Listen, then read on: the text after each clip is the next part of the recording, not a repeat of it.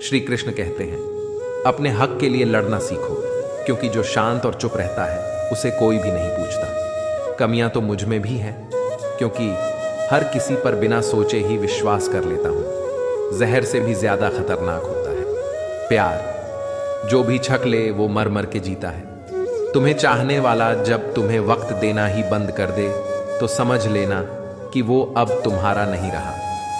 अब तो हंसते हैं दूसरों को हंसाने के लिए, वरना दिल पर जख्म इतने हैं कि ठीक से रोया भी नहीं जाता है।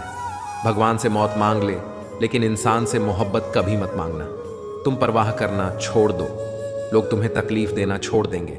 सच्चा प्यार अक्सर धोखेबाज लोगों से ही होता है। हद से ज्यादा किसी को प्यार देकर देखें, वो आपकी कद्र कम ना कर दे तो कहना। जो लोग दिल के सच्चे होते हैं, जिंदगी उनका ही सबसे ज्यादा इम्तिहान लेती है। अच्छाई और सच्चाई चाहे पूरी दुनिया में ढूंढो, अगर खुद में नहीं तो कहीं नहीं मिलेगी। चाहे सामने वाले इंसान का चरित्र, इरादा और आदतें कैसी भी हो, इस जीवन में जीने से अधिक मरने के क्षण आएंगे, लेकिन तुम्हें उनमें भी जी के दिखाना है। जिस बात पर दिल कांप जाता है, ऊपर वाला उसी बात पर आजमाइश करता है। जमाने की नजर में थोड़ा सा अकड़ कर चलना सीख लो। मोम जैसा दिल लेकर चलोगे तो लोग जलाते ही रहेंगे। सह लिया जो सहना था, अब सबको नजरअंदाज करके जीना है। चिंता, कर्ज और प्रेम कोई करता नहीं, बस हो जाते हैं। समय के साथ घाव जरूर बढ़ जाते हैं, लेकिन हादसों का शोर उम्र भर पीछा करता है। मैंने जिंदगी से एक सबक सीखा है कि अपनी सफाई वहां देनी चाहिए जहां उसे समझने वाला एक खुले दिमाग का इंसान हो। अगर किसी ने आपको गलत मान लिया तो उसको सफाई देने का मतलब खुद की नजरों में खुद को ही गिरा लेना होता है। श्री कृष्ण कहते हैं कि हम में ऐसा कोई नहीं है जिनकी परछाई उनसे दूर रहती है। हमारी परछाई सदैव हमारे साथ रहते हैं। कदाचित हमारी परछाई हमारे कर्मों के फलों का संकेत देती है। कदाचित इसी कारण कई बार हमें अपनी परछाई से भय भी लगता है, परंतु इस भय से निवारण पाने का एक साधन आवश्यक है, और वो है सूर्य की ओर मुख करना या किसी प्रकाश के स्रोत की ओर मुख करना, क्योंकि हमें हमारी परछाई दिखाई नहीं देती। यदि इसे जीवन के संदर्भ में देखें तो यह प्रकाश का स्रोत शुभ कर्मों की चेतना है। यदि आपके मन में शुभ कर्म करने की इच्छा है तो आपको कभी भी अपने कर्मों के फल का भय नहीं होगा, क्योंकि यदि आपका मन शुद्ध होगा तो आपके कर्म शुद्ध होंगे। शुभ कर्मों का फल कभी अशुभ नहीं हो सकता। श्री कृष्ण कहते हैं कि कौन कहता है कि जैसा संग वैसा रंग। इंसान लोमड़ी के साथ नहीं रहता फिर भी चालाक है। इंसान शेर के साथ नहीं रहता फिर भी क्रूर है। और तो और इंसान का तो वह स्वभाव है जो कुत्ते के साथ रहता है फिर भी वफादार नहीं होता। कभी कभी इंसान सच में थक जाता है। होश में रहते रहते, दर्द सहते सहते, सब्र उम्मीद रखते रखते, रिश्ते निभाते निभाते, सफाई देते देते और अपनों को मनाते मनाते घर बदल जाए या समय बदल जाए, कोई कम नहीं।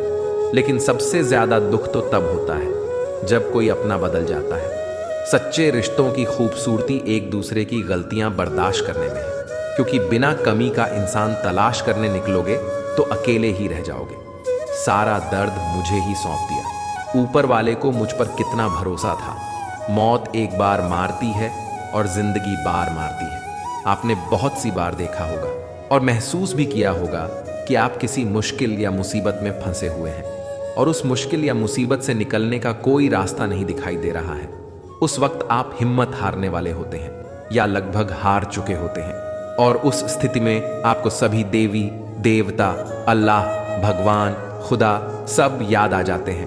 और जब आप बिल्कुल टूटकर बिखरने वाले होते हैं, तभी कोई व्यक्ति या कोई ना कोई आशा की किरण आपकी जिंदगी में आती है और आपको उस मुश्किल, उस मुसीबत से निकाल देती है। चलो एक उदाहरण से समझाता हूँ। सपोज करो कि आप कहीं जा रहे हैं और किसी ऐसी जगह पर आपकी गाड़ी खराब हो जाए जहां जंगल हो, सुनसान रास्ता हो और डरावनी रात का अंधेरा हो, और आपके मोबाइल में नेटवर्क नहीं आ रहा हो, या मोबाइल की बैटरी डाउन हो, या मोबाइल का बैलेंस ही खत्म हो जाए। मतलब आप किसी से कांटेक्ट नहीं कर पा रहे हो और उधर से कोई भी गुजर ना रहा हो या एक दो गुजरे भी, तो उन्होंने आपकी मदद नहीं की।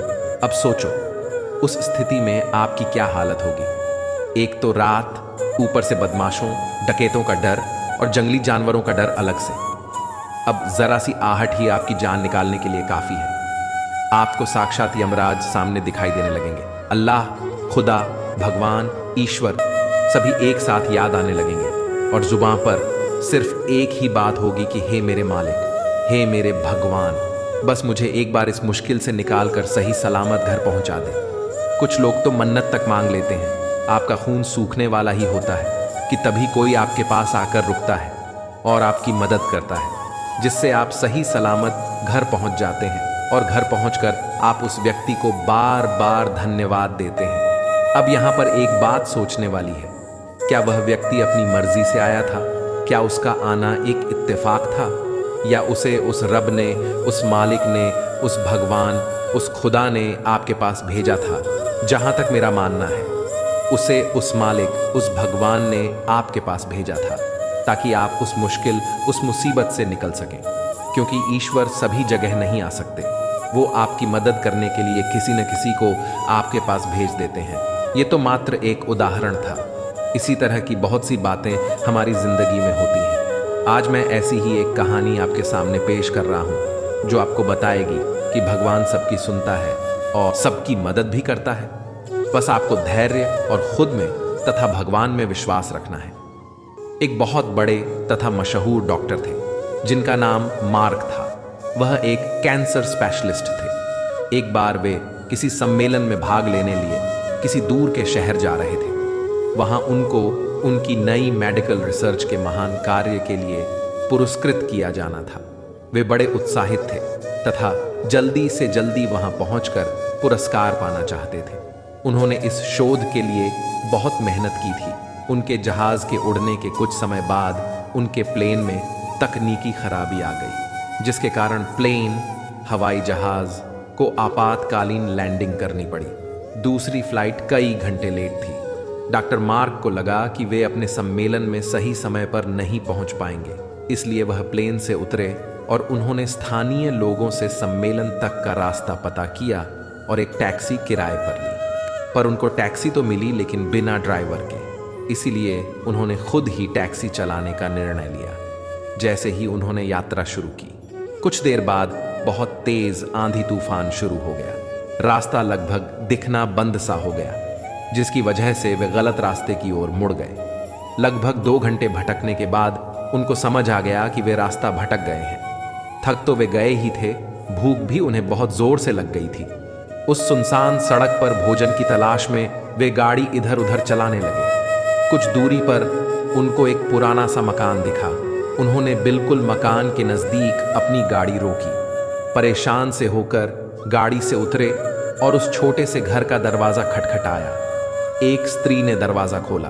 डॉक्टर मार्क ने उन्हें अपनी स्थिति बताई और एक फोन करने की इजाजत मांगी। उस स्त्री ने बताया कि उसके यहाँ फोन नहीं है।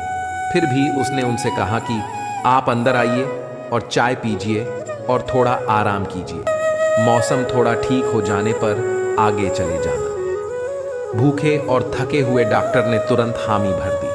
उस औरत ने उन्हें बिठाया और बड़े सम्मान के साथ चाय दी और कुछ खाने को दिया। साथ ही उसने कहा, आइए खाने से पहले भगवान से प्रार्थना करें और उनका धन्यवाद कर दें। मार्क उस स्त्री की बात सुनकर मुस्कुरा दिए और बोले, मैं इन बातों पर विश्वास नहीं करता, मैं मेहनत पर विश्वास करता हूं। आप अपनी प्रार्थना कर लें।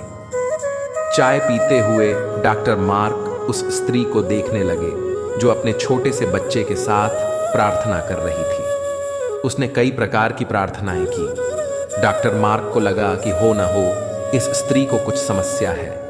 जैसे ही वह औरत अपने पूजा के स्थान से उठी तो डॉक्टर ने पूछा, आपको भगवान से क्या चाहिए? क्या आपको लगता है कि भगवान आपकी प्रार्थनाएं सुनेंगे?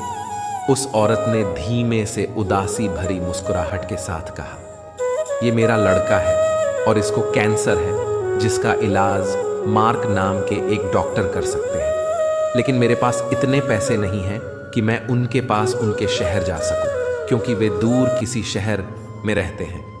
यह सच है कि भगवान ने अभी तक मेरी किसी प्रार्थना का जवाब नहीं दिया, लेकिन मुझे विश्वास है कि भगवान एक ना एक दिन कोई रास्ता बना ही देंगे। वे मेरा विश्वास टूटने नहीं देंगे। वे अवश्य ही मेरे बच्चे का इलाज डॉक्टर मार्क से करवाकर इसे स्वस्थ कर देंगे। डॉक्टर मार्क ये सुनकर बिल्कुल अवाक रह गए। कुछ पल के लिए वे खामोश से हो गए। उनकी आंखों से आंसू गिरने लगे। वे अपने मन में कहने लगे, भगवान बहुत महान है। उन्हें सारा घटनाक्रम याद आने लगा।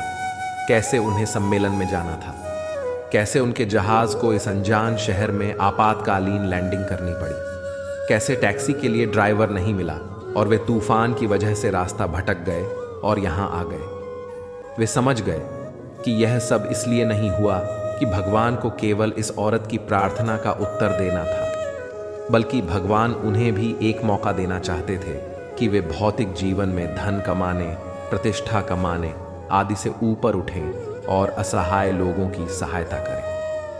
वे समझ गए कि भगवान चाहते हैं कि मैं उन लोगों का इलाज करूं जिनके पास धन तो नहीं है, लेकिन उन्हें भगवान पर विश्वास है। उन्होंने उस स्त्री को सच्चाई बताई और उसके बच्चे का इलाज करके उसे बिल्कुल स्वस्थ कर दिया और वे असहाय और गरीब लोगों का इलाज फ्री में करने लगे। ये कहानी हमें दो सीख देती है। एक तो ये कि हमें कभी भी भगवान पर भरोसा नहीं तोड़ना चाहिए, और दूसरा, जितना हो सके हमें दूसरों की मदद करनी चाहिए। तो दोस्तों, आप चाहे किसी भी मुश्किल में हों, चाहे आप पर कितनी भी बड़ी मुसीबत आ जाए, आपको कभी भी भगवान के ऊपर से भरोसा नहीं तोड़ना चाहिए। जय श्री कृष्णा।